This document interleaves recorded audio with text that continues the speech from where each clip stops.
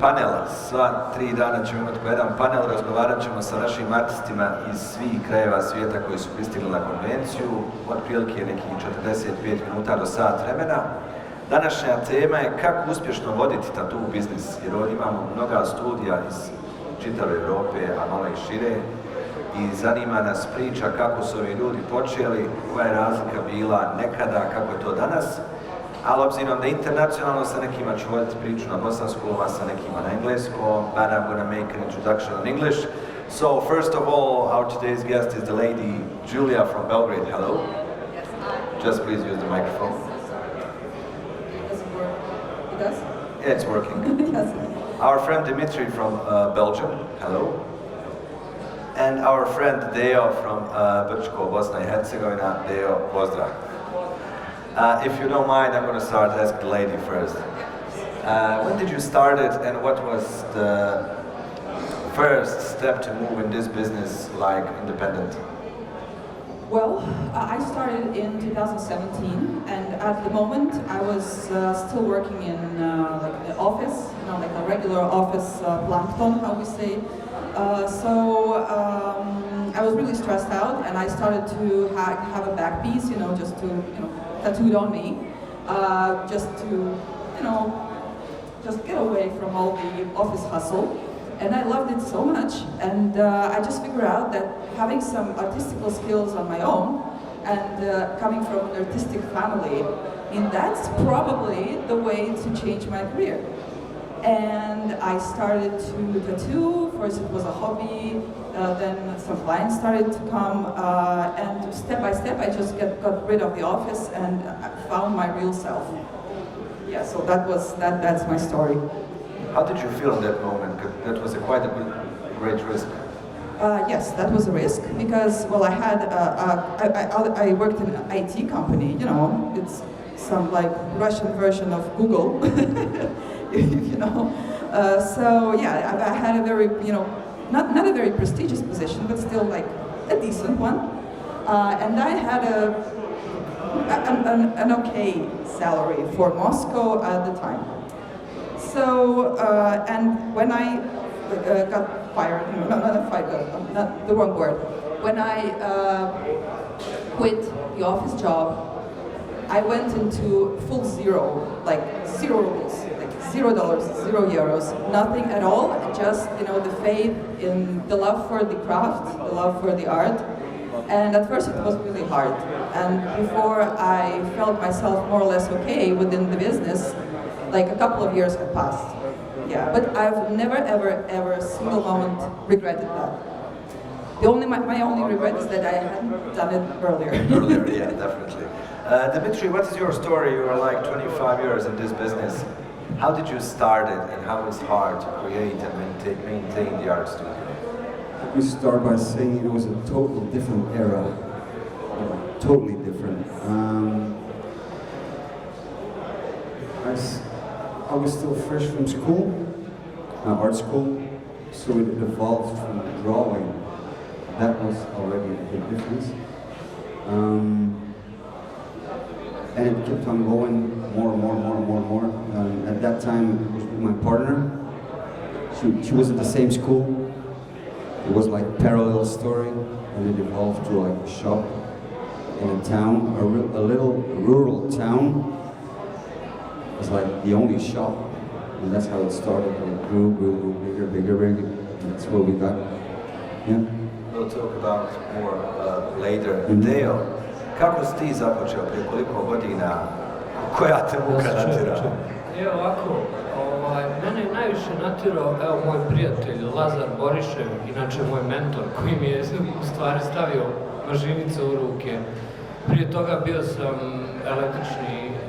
elektroinženjer u jednoj firmi, radio u struci, sve to. Međutim, brak, žena, standard, ovo, tamo, vamo.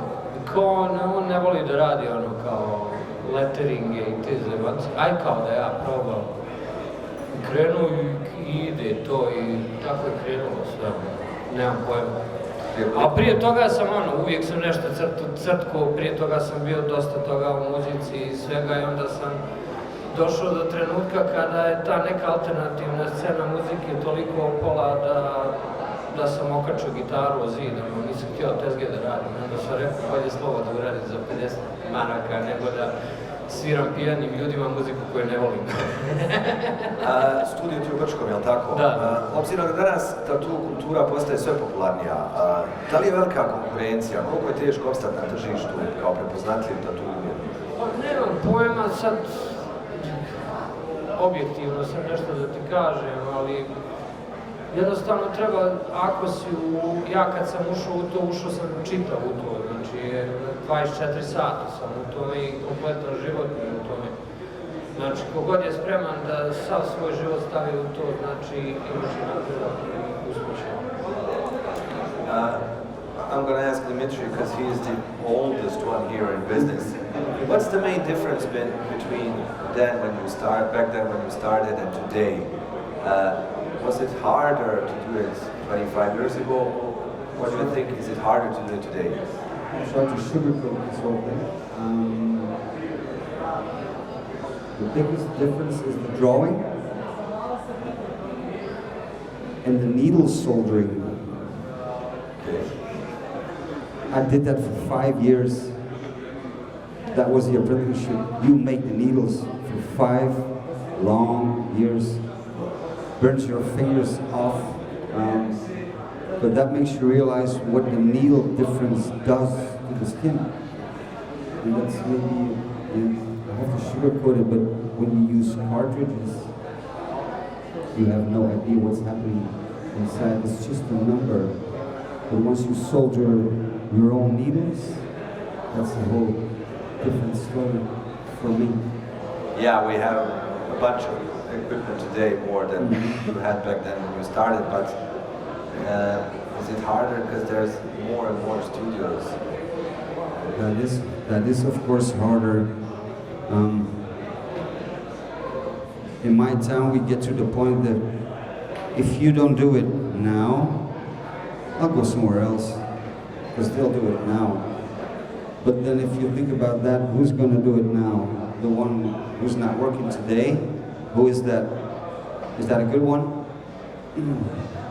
Pretty doubtful. So that is a problem. That's a problem in my eyes. And a big difference back in the day. Yeah. Thank you.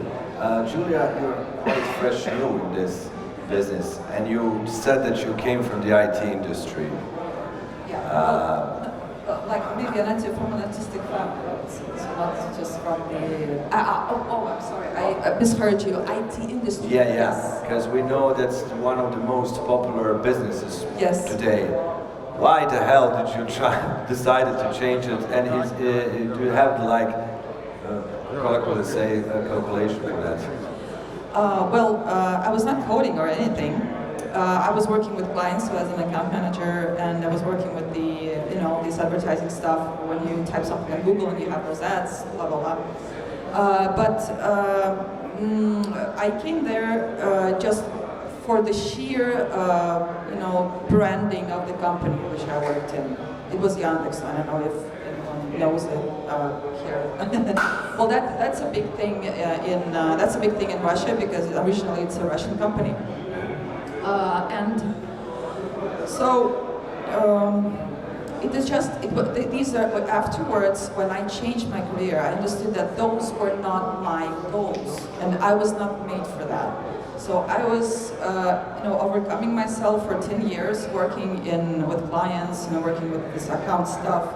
And for me, it was like really challenging, because I'm just, I don't have the right software installed in my head for, all this acting thing and all this, selling.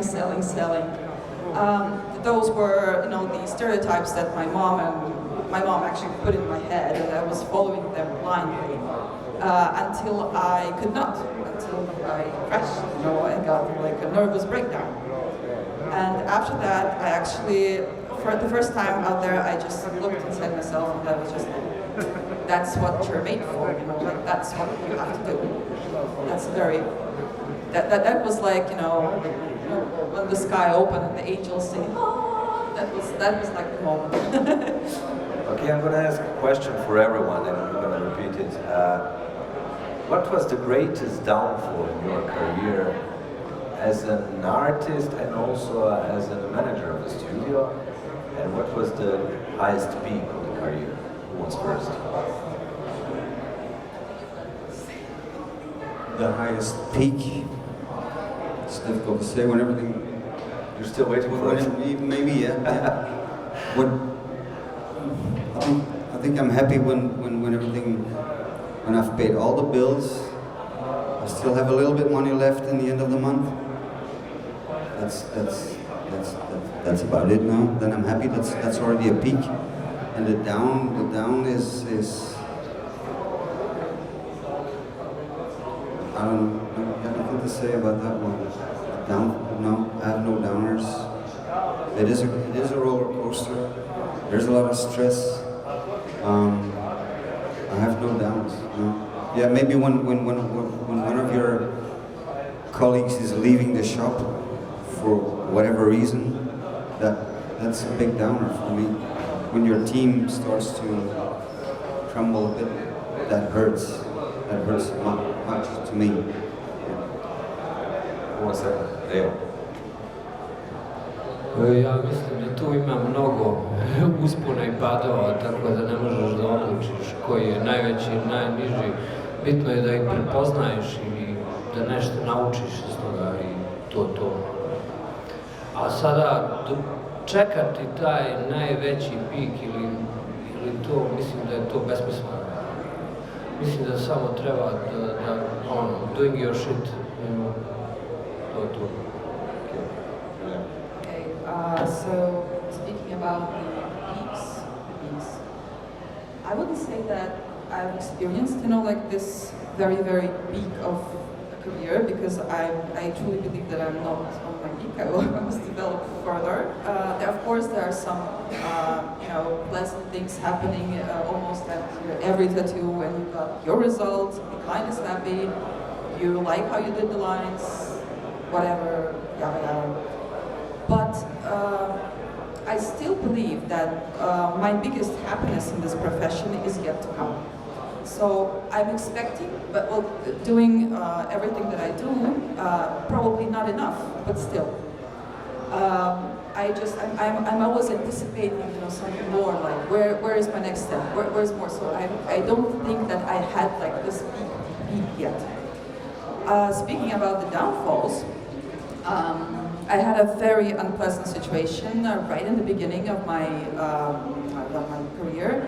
I was too enthusiastic about big back pieces on clients at the time, and my skill and my my skill did not match my enthusiasm. So I had a client with a very, very difficult skin, so it was sheer bad luck. I hadn't enough skill for the difficult skin that my client had, and we started a full back piece, a color one, and that was a disaster. We made several sessions, and she was very obedient. She was coming to all the sessions. I was like, okay. So she told me, like, I'm coming to you as I'm coming to a dentist, just because I have to. And finally, when I saw the result, so that was absolute trash, because the lines were blown out, because she had very thin skin. I did not know what to do with all these, 14 round liners. And so I ended up returning the whole money for the whole back piece. And that was my price, my pride, and all the whole money for the back piece. But that was a very, very good lesson. Think before you commit yourself into something too serious, especially being, this enthusiastic girl. Yeah. Is this the kind of profession of an art that you have to live 24/7? Yes, of course. Well, is it okay that I'm asking first? Yeah, okay, sorry. Yes, it's. I think that tattooing is not like a profession. I think it's a way of life and a way of thinking. Because when I started tattooing, I finally found out that my vacation doesn't make me think like, oh my God, 2 more days and I'm going back to work. I'm like feeling miserable and not wanting to get back. That's the opposite actually. So if I have a day off, I'm very, very enthusiastic about coming back to the studio and doing stuff, etc. Well, of course, there are some moments like we all have when we're really tired, like we had 5 sessions in a row. But again, this is a way of thinking, scanning the environment around you, whether it's a city, a vacation, a museum, a movie in the cinema. So you're constantly scanning your surroundings for inspiration, for, potential clients, for, just thinking, yes. Sorry? Promotion. Yeah, kind of promotion, yes. So I think it's just a way of thinking. Being an artist is a way of thinking, no matter what you do. Maybe you do tattoos, or you do, or you paint, or you sing, or whatever you do. It's in your head, it's like a gene that you're born with, I would say. Same question. Is this, 5 years earlier, is this the kind of job that you have to work and to live 24/7? It's exactly what she says. You're constantly scanning, and I find it very exhausting, really. But that's exactly what she says. It is 24/7. Scanning for inspiration, trying to remember that thing that I saw. And it is true what you say is that at the end of holidays, you're like, I want to go back to work. I want to try that thing that I saw there on the beach or whatever. It is true. It is, but I find it also very exhausting. That's also a big thing for me. When I started, my hero was an American friend. He stopped for 5 years. He took a break for 5 years, and I was like, how can you take a break for 5 years if you're that good? You're living the life. And then 5 years later he started, and now, 25 years later, I understand why he stopped. I understand why he took a break. It exhausts. But it's a good thing to do, huh? It's fun. So it's a good thing to make a break and to understand when it's time to make a break. You have to take a break once in a while, I think. Just for the drawing. I think that's a good thing. Always, go easy. Go hard, but go easy. Okay, Deo, isto pitanje. Da li je ovo posao i zanimanje koje moraš biti posvećen 24/7 ili možeš nakon što zaključaš studio, zaključati mozak? Znaš kako, ja uvijek to gledam kao, to je moj život. I onda to ne gledam kao posao, ja sam se davno otrgao od posla, da to ne gledam više kao posao. Naravno, nekad ti moraš da se posvetiš stvarima, obaveze i sve to, ali šta god radio ti moraš da se posvetiš i da daš dio svog zdravlja i bilo čega. Ja sam se odlučio za ovaj put i nekaj se uopšte. Naravno, nekad dođe teško, dođe do burnouta, kad ti jednostavno želi dalje da radi, ali tijelo ne može više, onda moraš da napraviš tu i neku pauzu, ali mislim da kogod se dugo bavi ovim poslom, uđe u tu rutinu i to sve, tako da ne gleda to sa takvom teškoćom. Zanima me, kao u svakoj umjetnosti postoji nešto što se zove profesionalizam i što se zove amaterizam. Šta karakteriše profesionalnog tattoo artistu? Dakle, vjerovatno neko ima talenta za crtanje, pa to je tamo s vremena na vrijeme uzme iglu, ali da li on... Crtanje nije nužno za to. Ja znam dosta tattoo artista koji su vrhunski tattoo artisti koji nikad u životu nisu uzeli olovku, ali koji prenesu sliku 1/1 na kožu. I ne znam kako bi to sad nazvali. to je sad ono tabu tema, znaš, da li je to sad ono kao, je li zanat, je li sad to art, da li je on tattoo artist ili da li on tattoo majstor, ajme sad to da pogledam. Sad meni, ja sam ono kao potekao iz tog nekog starog kova, pa to ne gledam više kao tattoo artist. Kogod se bavi tetovažama, bavi se tetovažama kako god se nazivao.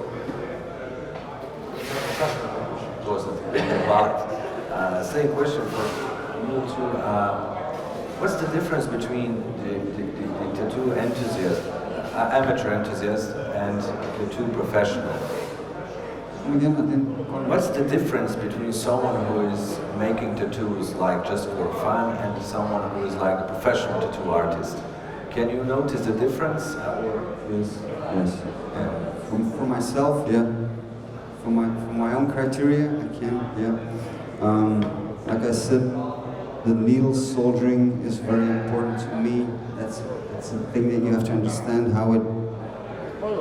what it does in the skin. That's for me. That's the difference, and also the drawing. Those 2 points I keep on repeating. That is the difference. And maybe also the internet, that's also a big difference. It wasn't there when I started. It was there, but it wasn't like today. It was like, we weren't scrolling for pictures. We didn't do that, we drew it. Or we took Flash from Cherry Creek. Is it helpful, or do you feel a trap because of the internet? It is a trap. Yeah. Just like the Instagram thing is like one giant bubble. It is a bubble, and one day we will. Yeah. It's gonna happen. I just wonder what happens if there's no Wi-Fi in here. Or that's the difference. It's the difference. You can see when they're stenciling. When they're stenciling like this on something hard. It's different. That's the difference. Take that away and let's say different. And I don't want to. I have to sugarcoat it, but take away that thing. Take away the plug-and-play machines. I guess there's only 4 left in here. In my opinion, I'm not judging that, but it's reality. Take away the rotaries and it's going to be quiet in here. And loud also. Yes, because the coils would be like... Same question, Julia. Well, yes, actually, I also agree that, we are very, very spoiled right now. With Pinterest, we're spoiled as hell. With Pinterest, with Cheyenne, or not Cheyenne, eShop, all those, fancy, super machines. Yes, and if we are suddenly deprived of our iPads or Procreate or, the wireless machines, yes, there's not a lot less will be left in the profession, a lot less. So that would be like a test if you're a real enthusiast or you're just here for making money. Because speaking about this difference between just a person who is just trying for fun and a professional, well, I would say that a professional is a person that can guarantee his quality of work, the consistency of the lines, the backing of the color, the result, the healing, etc. And it will not depend on his, or his machine. I mean, well, not going to extremes, but just. So that's a person who is absolutely consistent with his results, just like like McDonald's is consistent with its burgers. When you come to McDonald's, you know what you get. So when you come to an artist, like to a professional, you know what you will get. So this is like guaranteed. I mean, of course, we're not... The same experience like before, yeah. Yes. So it's something that you have to, that is your, your brand, your product, and you are guaranteed. You take money for that, of course, because, your good stuff costs money. But and also a professional person in tattooing, he does not rely on inspiration. That's yeah. Well, I mean, in my opinion, because I have spoken to a very famous tattoo artist in Russia. I don't know whether he is in Russia right now. To be honest, he probably left. I don't know.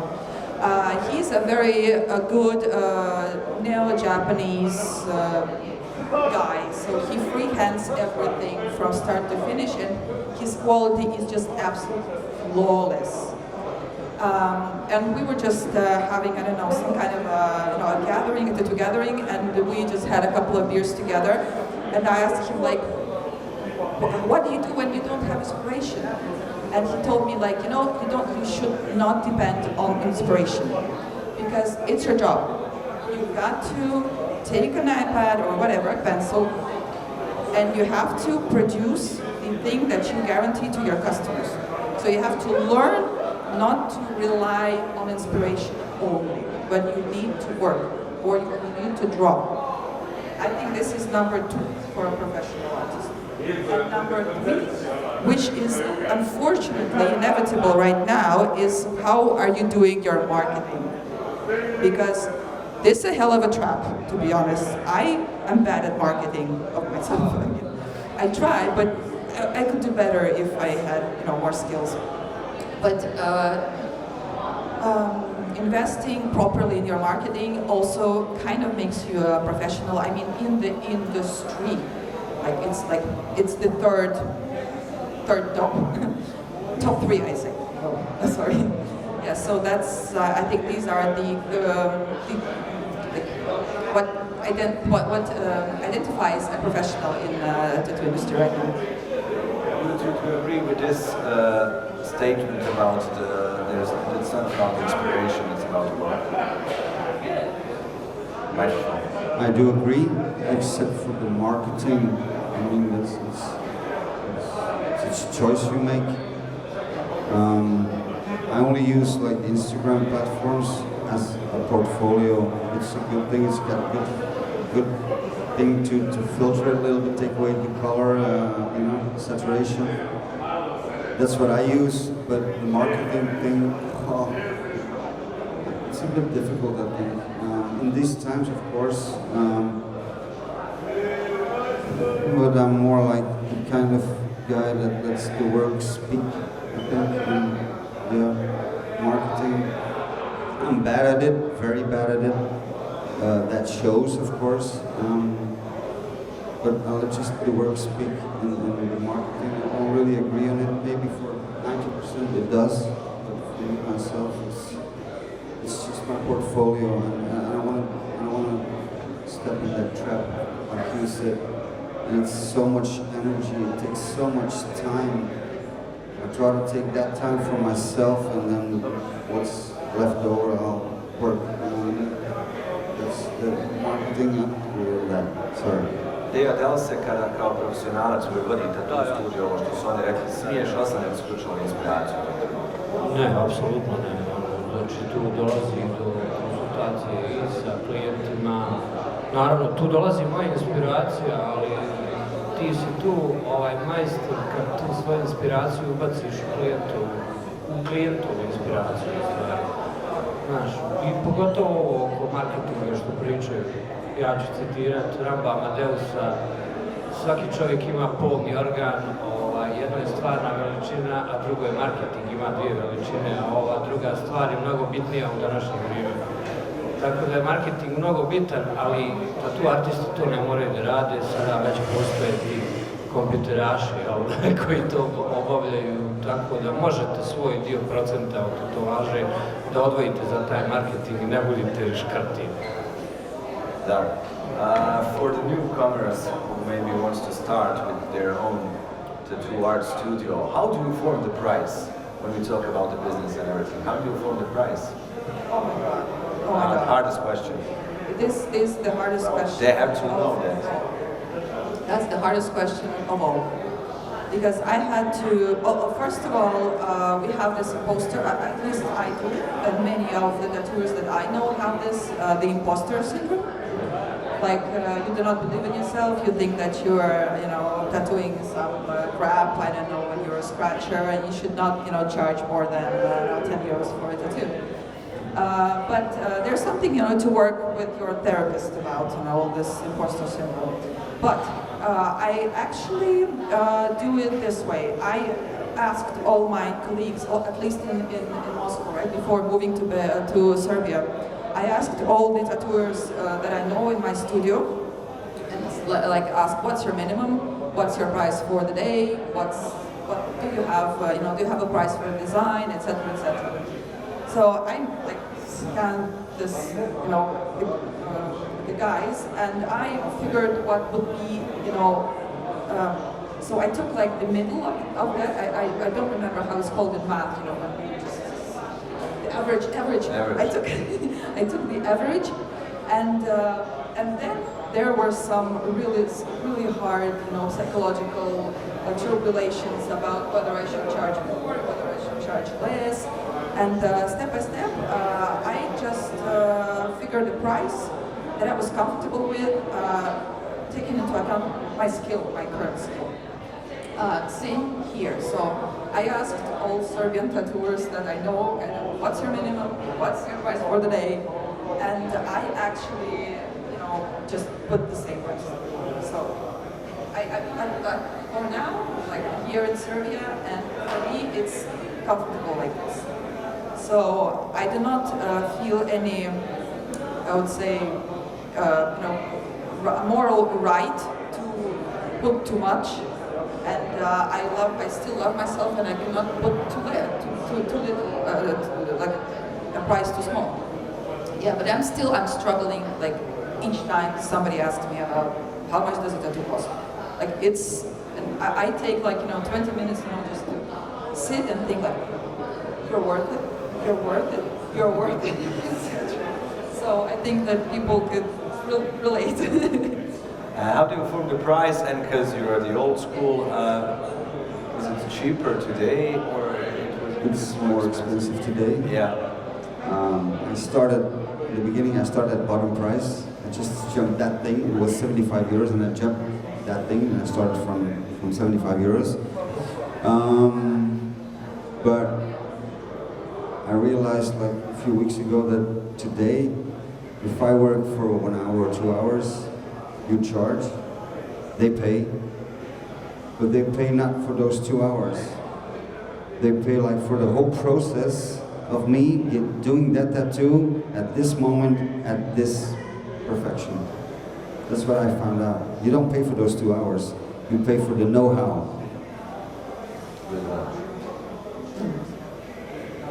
Dramatic silence. Deo. Naravno, svi se čujemo sa kolegama, svi se znamo više manje, otprilike tu su neke cijene. Naravno, studio uvijek ima minimalnu cijenu, ima neki poludnevni termin, ima dnevni termin.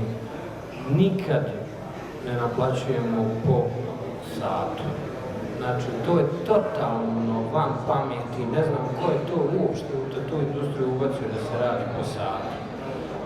To se stvara totalna, znači, stvaraš pritisak artistu, onda ovaj non-stop gleda na sat, znači, i na kraju krajeva tattoo artist što duže radi, kraće radi, a ne duže, tako da, znači, onda zarađuje kao početnik više nego kao senior manje.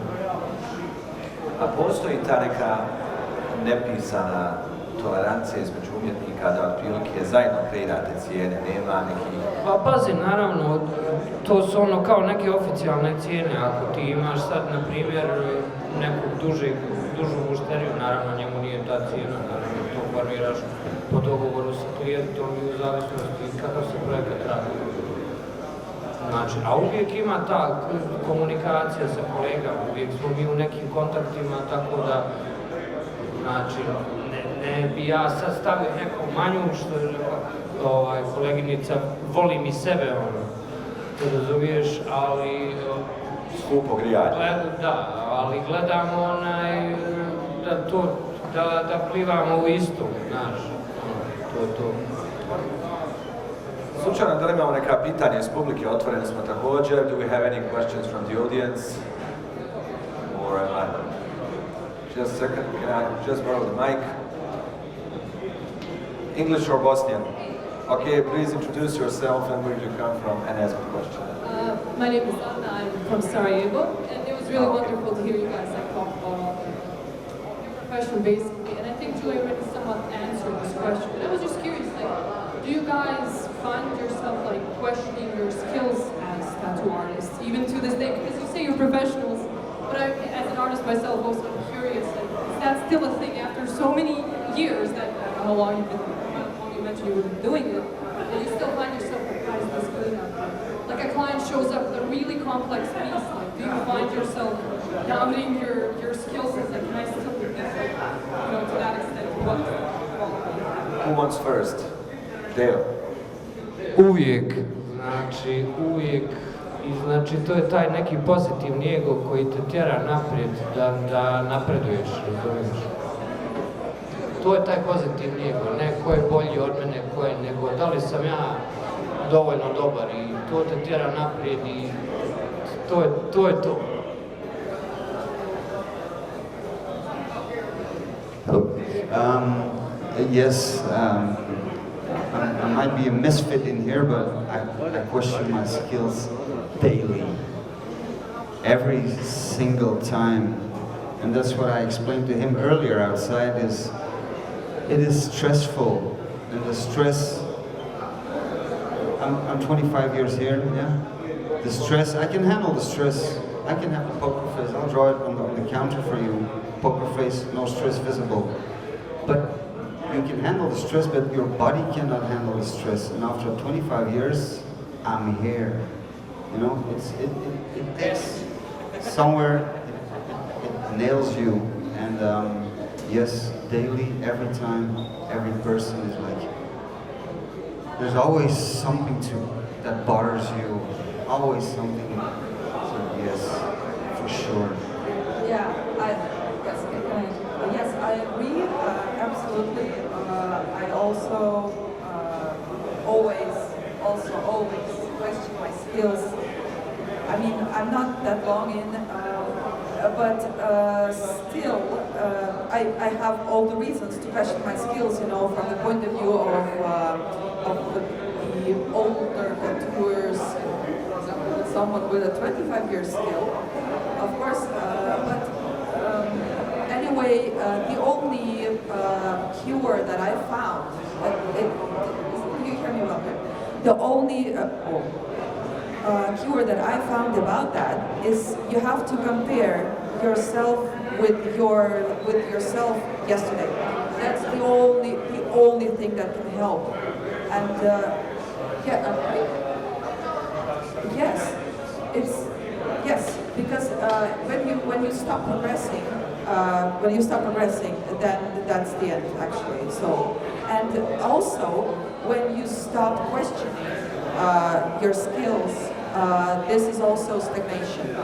So you have to, so you have to just look back and say, okay, yesterday my line was not so straight and today it's crisp and you're ooh, and that's the best feeling ever. Yeah, that's the only cure. You can only compare to yourself. If you start comparing to what you see from other artists, it's over. Then you cannot keep up with that. You have to do your own thing. And that's what it is. If you compare, it's done.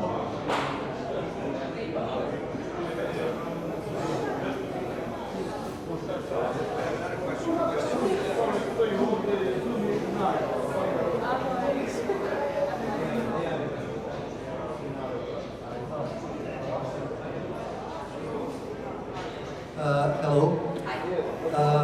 Really appreciated all your stories. They're really interesting, great.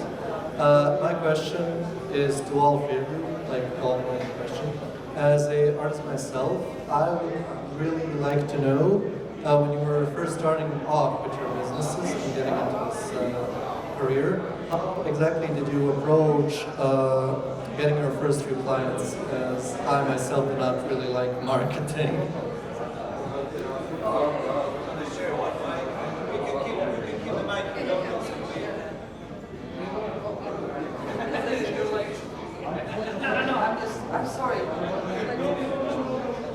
Yeah, I'm just talkative. I'm sorry. Yeah, I like to talk. I haven't spoken English, for like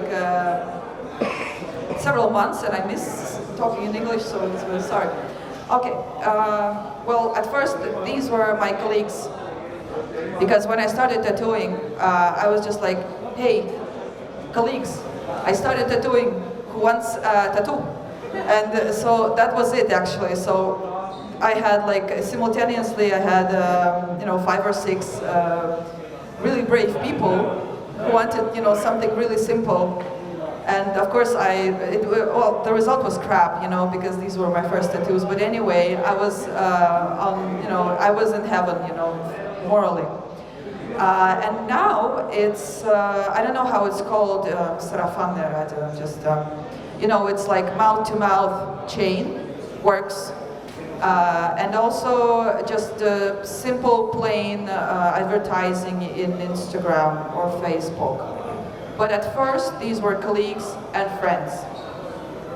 That's the only thing. Or I didn't tattoo my thigh yet. But anyway, those were friends.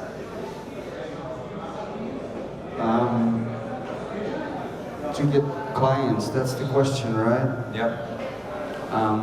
I think if you stick to your art, you'll get there, because you'll get mouth-to-mouth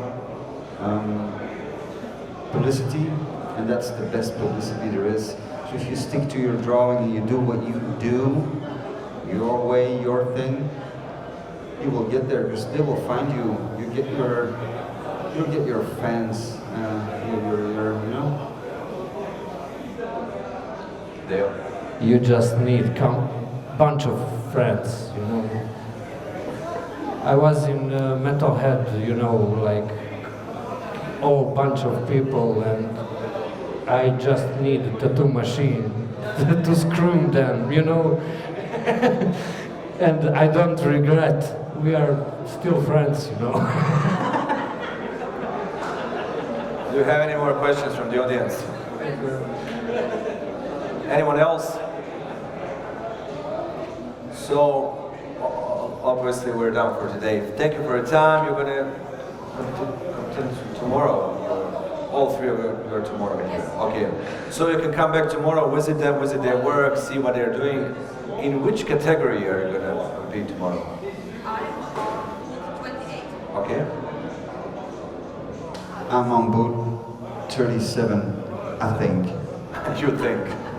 I think 24, but I don't know category because... It's good to think. Thank you for your time. Hvala I vama. Vidimo se ponovo sutra. Svakako ostanite ovdje. Sad ide koncert, nakon toga imamo spektakl. Hvala vam.